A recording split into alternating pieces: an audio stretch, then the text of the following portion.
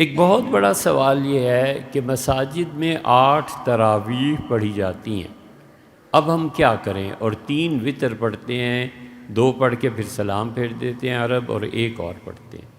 بھیا سیدھی سادی سی بات ہے، 8 یا 12 رکعتیں بھی بعض عرب پڑھتے ہیں، اتنی نماز تراویح کی ان کے ساتھ ادا کیجئے، باقی گھر چلے آئیے۔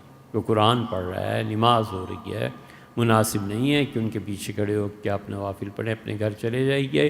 8 یا 12 جو اس نے پڑھائی ہیں امام صاحب نے، وہ آپ کی تراویح ہو گئیں، اس سے 20 کے عدد تک پورا کر لیں، خود نفل پڑھ لیں۔ 8 ہے تو 12 پڑھ لیں، 12 ہے تو 8 پڑھ لیں۔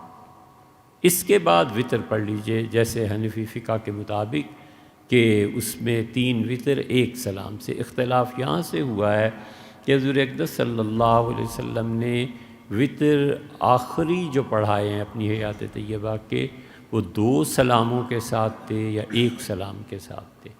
حنفی فقہا کہتے ہیں کہ وہ 1 سلام کے ساتھ تھے، درمیان میں تیسری رکعت کے لیے کھڑے ہوتے تھے، قنوت پڑھتے تھے، اور 1 ہی سلام پھیرتے تھے 3 رکعتوں کے بعد۔ باقی ائمہ کے نزدیک 2 پہ سلام پھیرتے تھے نفل، پھر 1 پڑھتے تھے، اس سے وہ 1، 3، 5، 7، 9 وغیرہ سب کے قائل ہیں۔ لیکن جو حنفی فقہ پہ باقی چیزوں پہ عمل کرتے ہیں، بس یہ اسی طرح 3 رکعتیں وتر کی 20 تراویح کے بعد 1 سلام کے ساتھ ادا کر لی۔